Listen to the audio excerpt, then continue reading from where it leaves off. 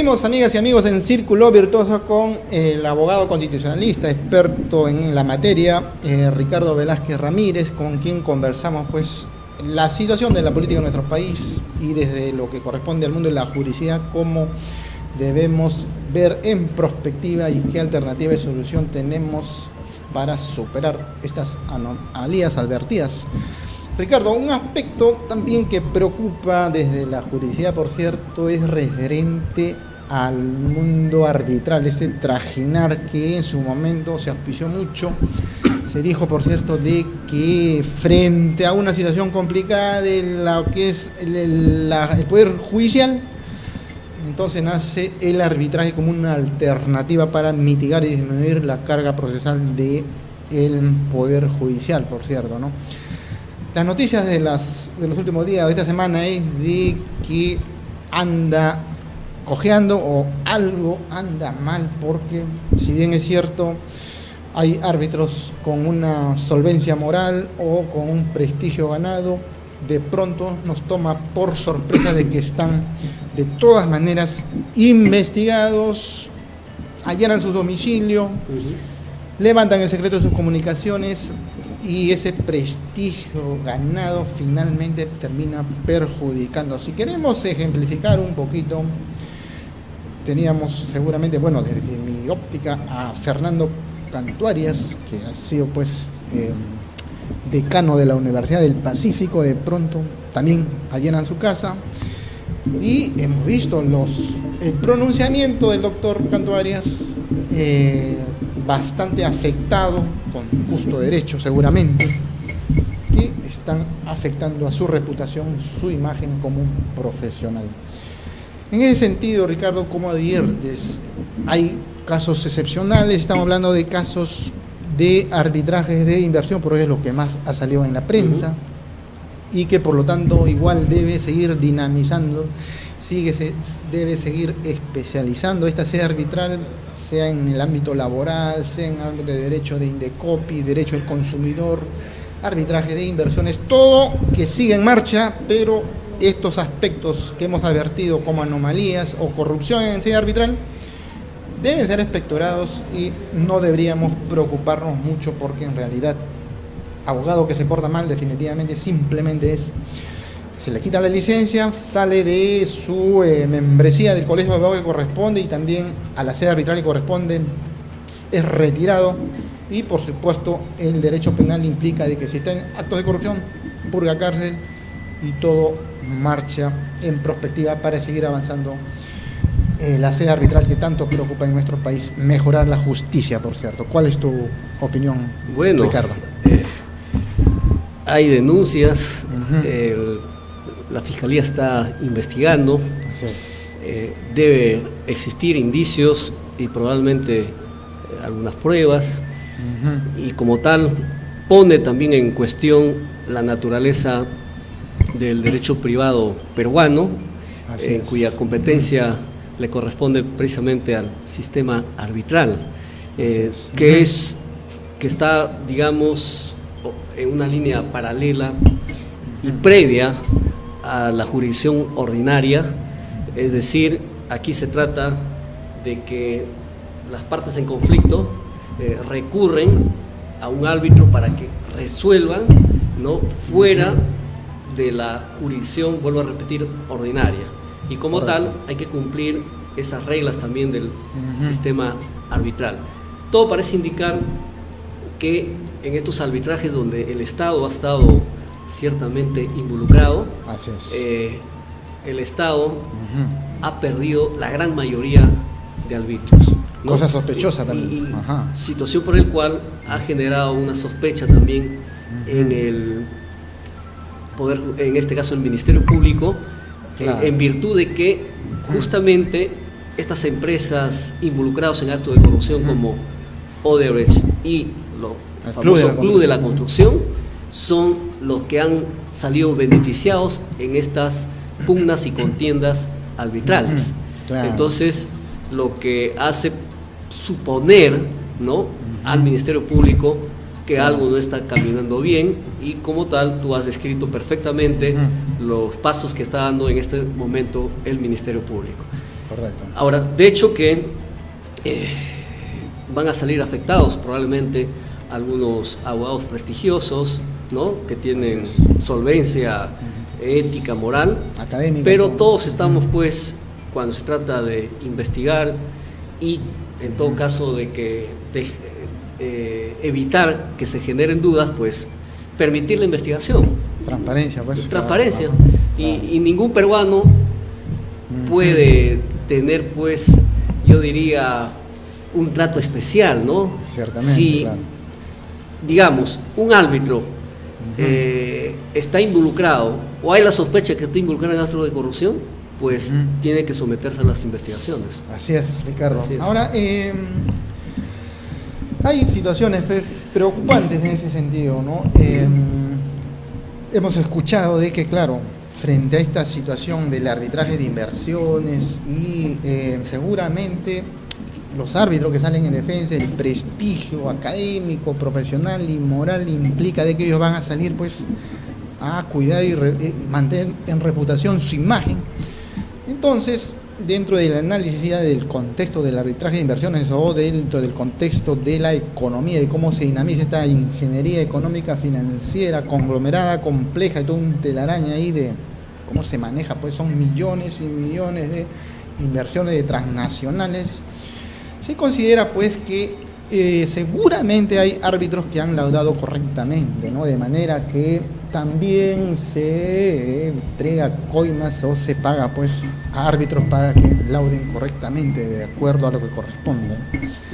En ese sentido, Ricardo, dentro de tu experiencia constitucional, si se advierte que efectivamente un árbitro en nuestro país, dentro de los 18 que están en observación e investigación, se advierte que han recibido fondos mal habidos, han sido coimeados, digamos, para que lauden correctamente, tendrían que purgar cárcel, porque, por cierto, hacer las cosas correctamente, ¿por qué tendría yo que ir a una cárcel si he hecho las cosas correctamente? Pero, bueno, si ya fue coimeado para hacer la cosa correctamente, entonces seguramente me dirías que sí corresponde purgar una condena por este delito penal económico y su responsabilidad como profesional y mayor aún como árbitro en la Cámara de Comercio de Lima, ¿no? En ese sentido, ya pues estamos considerando que seguramente, de hecho, definitivamente si fue coimeado es porque conocía todo el entramado que había desde el inicio, desde que se preparó todo el proyecto para que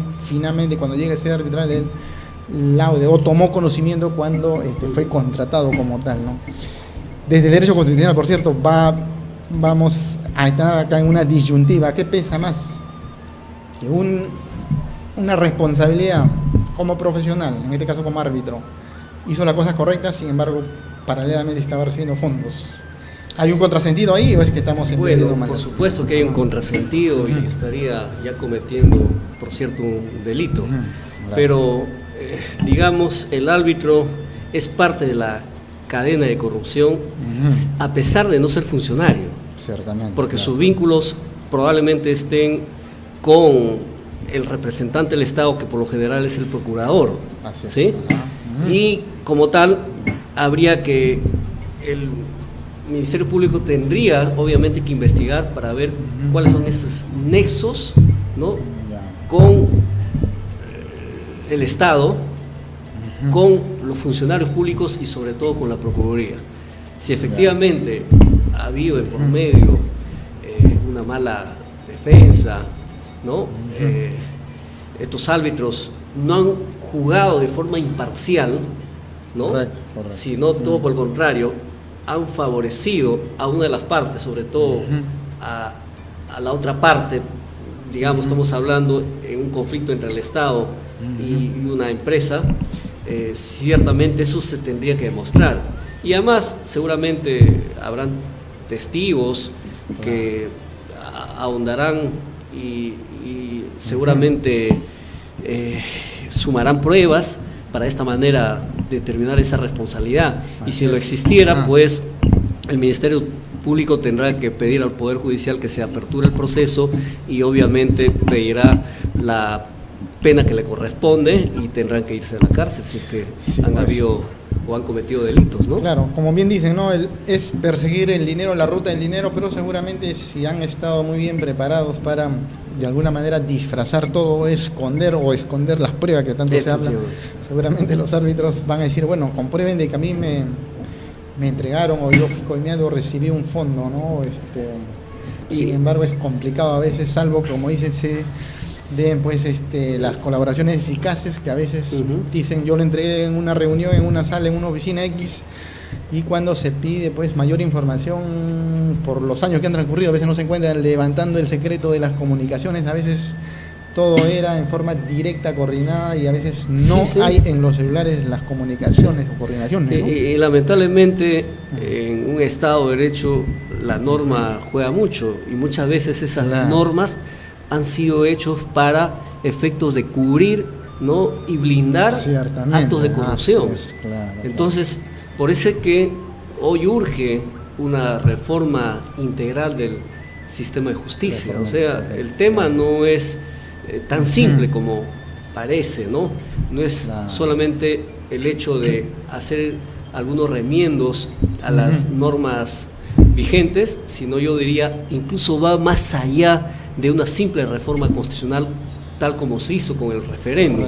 Probablemente esto nos lleva a ir pensando ya seriamente, por ejemplo, en la convocatoria a una asamblea constituyente donde se pueda pues generar nuevas bases para un nuevo pacto político, pero un pacto político que tenga la legitimidad y el respaldo del pueblo, pero no un pueblo tampoco enfurecido, sino un pueblo que también medite, que aprenda de estas experiencias, porque también hay una corresponsabilidad también en lo que ocurre.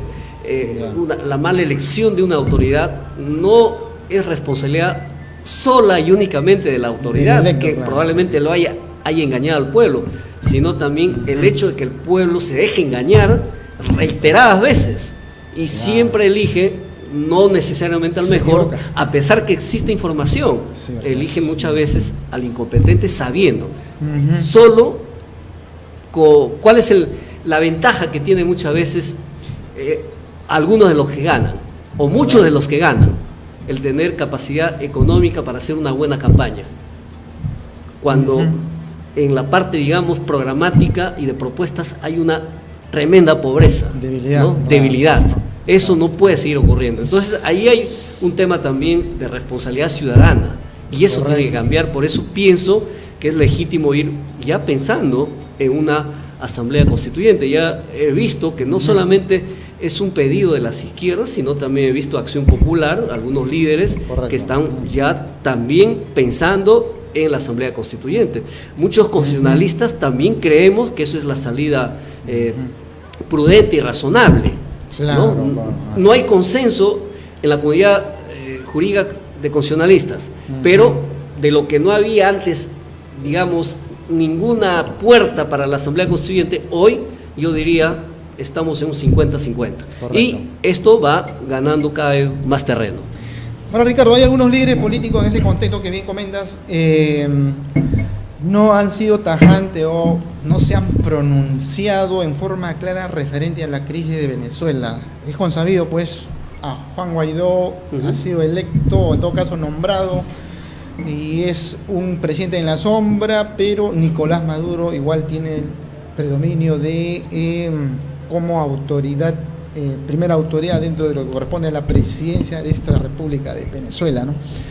¿Cómo adviertes en ese sentido? Porque en todo caso la migración de los ciudadanos venezolanos sigue dándose a otros países, pero también a nuestro país. Desde acá también se habla mucho de que desde el Ministerio de Trabajo, desde SUNAFIL, se respeten los derechos laborales de los ciudadanos hermanos de Venezuela, etcétera. ¿Cómo se advierte desde la óptica también constitucional que bien sostiene un país contestatario, que las masas reclamen los justos derechos, pero que tampoco se avasallen y sin menor análisis tomen las calles, ¿no? ¿Cómo advierte esa situación que sigue en Venezuela es bastante caótica? Yo creo que hay una pugna entre dos corrientes claramente definidas, ¿no? Una corriente, digamos, totalitaria, expresada en la figura del presidente Maduro, Nicolás Maduro, claro. Y otra corriente, yo diría, democrática, que expresada por el presidente Juan Guaidó, ¿no? Claro. Y pienso que estas luchas que están haciendo o que está haciendo el pueblo son luchas legítimas y que hoy por hoy digamos, estas demandas democráticas están siendo reconocidos ya no de ahora, sino ya de hace algún tiempo, como la Carta Democrática Interamericana, como, digamos, derechos de los pueblos. De tal forma que si hoy en Venezuela hay un régimen totalitario, es decir, hay una dictadura, porque no solamente para ser demócrata se requiere utilizar los canales y los procedimientos para acceder al poder, sino también hay lo que se llama la legitimidad de ejercicio. Estamos hablando de una legitimidad de ejercicio democrático. ¿Eso qué significa? Respetar la autonomía de los órganos públicos, respetar los derechos fundamentales, respetar el derecho de las minorías, aspirar a ser gobierno y además a ser crítico con el régimen, la alternancia periódica en el poder, ¿no? También el respeto a la prensa independiente y libre. Pero todos esos principios rectores de un régimen democrático no están funcionando en Venezuela. Por eso es que si Maduro grita a todas voces que su régimen es democrático, pues eso es falso. Entonces, eso no es cierto. Es una dictadura. Ahora, hay gente de la izquierda que les cuesta aceptar eso. Pero yo digo, para mí es incomprensible que sectores de la izquierda les cuesta en pleno siglo XXI manifestarse, entender que la democracia hoy por hoy es un derecho también de los pueblos. Incluso hay regímenes socialistas democráticos en Europa de izquierda, ¿no? Por ejemplo, los países nórdicos son regímenes de izquierda, democráticos, socialistas, donde se respeta todos los derechos fundamentales. Y entonces es lamentable que algunos líderes de izquierda, no digo todos, algunos líderes de izquierda piensan de que, bueno, al poder hay que llegar como sea y hay que mantenerse también como sea, desconociendo sobre todo los derechos fundamentales de las personas. Yo creo que en eso hay que ser prudente. Con esto no estoy pretendiendo generarme un frente contra determinados sectores de la clase política de nuestro país, sino más bien invocándoles a entender que no podemos seguir aceptando en pleno siglo XXI, ¿ya? Después de haber tenido una hecatombe mundial, una segunda guerra mundial, donde la vida no valía nada, y que a raíz de eso se firmó la Declaración Universal de los Derechos Humanos, ¿no? En 1945, donde el ser humano pasa a ser fuente de la organización política, y como tal, el Estado, a través de su poder público, lo primero que tiene que hacer es respetar a la persona humana. Cuando ello no ocurre, estamos frente a cualquier otro régimen político, menos ante una democracia. Y por eso, para mí, las cosas son claras. Es legítimo que el pueblo salga a las calles para organizadamente derrocar a ese régimen, ¿no? Y ojalá lo derroquen, porque claro, ya perdió legitimidad y también consentimiento. Entonces, cuando ocurren esas cosas, ¿qué hace por lo general un dictador? ¿No? Se aferra al poder por la fuerza, ¿no? Por la fuerza, intimida, amenaza, y eso es lo que está haciendo, y eso no es democracia. Entonces, yo pienso que el pueblo tendrá me refiero al pueblo venezolano, la sabiduría, la inteligencia para derrocar ese régimen, lo desgastará, y además ojalá que las Fuerzas Armadas también empiece a darse cuenta y de esta manera quiten el respaldo, no solamente a Maduro, sino a estos sectores que están haciendo daño y están generando una situación de pobreza y también de migración pues exagerada y extendida, y donde los países de América Latina hemos tenido un impacto, digamos, con mucha migración, pero felizmente nos estamos manejando bien en el Perú, y ojalá que esta situación pronto se resuelva en Venezuela. Claro, por cierto que los países el Club de Lima, ¿no es cierto?, que han de todas maneras manifestado su respaldo más bien a Juan Guaidó, pero hay una especie de polarización, digamos, referente a la que compete a lo que sí es o no una injerencia de los países del contexto internacional, cuando Estados Unidos definitivamente respalda al presidente Guaidó, o no, un presidente interino, digamos, sí, por el país de Rusia más bien respaldan al presidente Maduro. Entonces se genera toda una polarización de países que apoyen a uno u otro presidente. Eso polariza más, por cierto, al país de Venezuela. ¿Cómo adviertes ahí esta situación, ya donde dicen nadie debe inmiscuirse en el contexto interno de su país? Es como que alguien pretenda ingresar a tu casa, pero también sostienen, oye, pero si en mi casa hay una especie de asesinato, una violación de derechos, los vecinos tienen que inmediatamente salir a socorrer. ¿Cuál es tu comentario, Ricardo? Bueno, plenamente de acuerdo en esta última parte que tú acabas de decir, ¿no? Si hay un gobierno violador de los derechos humanos, está matando de hambre a su pueblo, sí, pues. Entonces los países democráticos del mundo no pueden mirar y estar indiferentes frente a esta situación, ¿no? Claro. Sería absurdo, más aún cuando hay compromisos y pactos internacionales en materia de derechos humanos, que frente a esta situación algunas potencias económicas y militares quieran aprovecharse para digamos, jalar agua para su molino. Eso es cierto. Estados Unidos es uno de ellos, Rusia es otro de ellos, y desde luego creo que también en una lógica democrática y pacifista nosotros no debemos sumarnos y aplaudir cualquier intento de intervención militar. Creo que el pueblo venezolano sabrá salir de esta situación, pero también con el apoyo solidario de la comunidad internacional y de los estados democráticos y de los pueblos democráticos, ¿sí?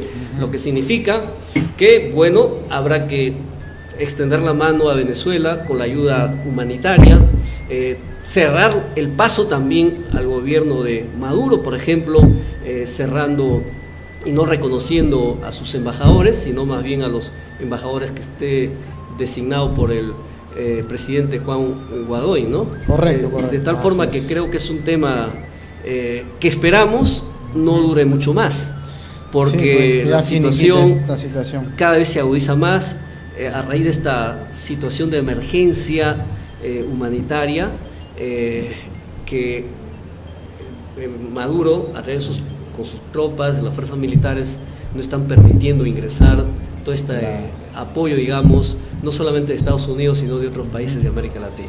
Correcto. Ricardo Velázquez, yo te agradezco muchísimo por estar en Círculo Virtuoso. A ti, Juan, esperando muchas gracias. tenerte nuevamente en el programa, porque nos has, de todas maneras, en el contexto complicado de esta situación que estamos viviendo, de todas maneras hay luces, porque de lo que se trata es también superar todas estas anomalías que estamos viviendo, ¿no? Y tú desde la academia entiendo que tus alumnos también te colman de preguntas, porque hay inquietudes. ¿Qué está pasando con nuestro país? Pero también desde la academia y desde el mundo del derecho siempre hay que dar será una trinchera también para opinar, una trinchera para decir nuestro punto de vista lo menos imparcial posible, sin dejar de ser imparcial, ¿no? O parciales. Por ejemplo, frente a violación de derechos humanos uno no puede ser imparcial. Hay que salir en defensa de la persona humana y su dignidad. Inmediata, claro. Y si hay un dictador que clama hoy por hoy, por ejemplo, la soberanía nacional, cuando está, digamos, restringiendo derechos, violando derechos fundamentales, y piensa de que el resto no debe ingerir, digamos, en la política interna, me parece un absurdo, ¿no? Eso hoy por hoy ya no funciona, porque hoy los derechos humanos se han universalizado, y como tal eso implica también acompañar con acciones concretas, con acciones solidarias, con acciones humanitarias. Y por eso es que en estos momentos yo diría que el gobierno de Maduro está desgastado y seguramente está muy cercano a su caída. Definitivamente. A ti gracias más bien, Juan, por esta gracias a ti, María Ricardo, y esperamos tenerte nuevamente acá en el Círculo Virtuoso. Amigos y amigos, ha estado con nosotros Ricardo Velázquez, abogado constitucionalista, director de CEDAL, y esperamos tenerlo nuevamente para abordar temas tan relevantes como el día de hoy. Feliz Día de la Amistad nuevamente a todos, feliz Día del Amor, y a seguir disfrutando. Nos vemos en la próxima edición.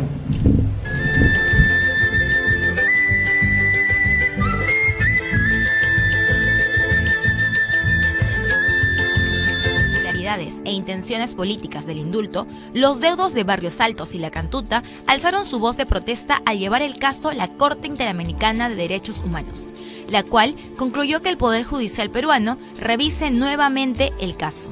En principio considero que el juez ha tomado bastante en cuenta la recomendación por parte de la Corte Interamericana de los Derechos Humanos, donde dice revísese, ¿no? Entonces, bueno, él ha tomado esa posición y esa recomendación.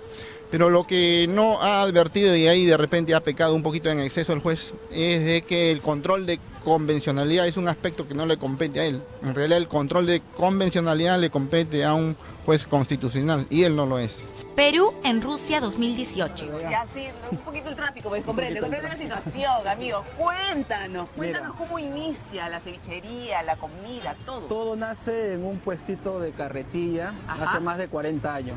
Es ahí donde empezaron, donde empezó mi papá. Yo vine solo. Solo. Una carrita de madera. Ajá. Puras conchas era usted. Conchitas negras. Mira, ya soy cliente permanente acá. ¿Ya cuántos años vienes acá a comer? Ya perdí la cuenta, creo algo de 5 años. Y siempre acá. Fiel a la fábrica. Este es el negocio de tu papá, su carretilla, todo. ¿Y tú? Bueno, ahora te voy a invitar a mi local, que he desarrollado las técnicas que ahora vas a ver en un nuevo local. Oye, y son 3 hijos ustedes, ¿no? ¿Tienes 3 hijos? Dos damas y un varón que está... Y a todos les inculcaste la comida. Así es, Escúchame, la comida y el look también. El look, mira ese look. Ah, con la cosa la moda, pues, está la moda. Un look crema, pues. Ah, está. Sitter dun, alla musikanti, inte bara, inte vänner, sembra lo strumento in mano. Sitter mig, jag vann, se lo strumento.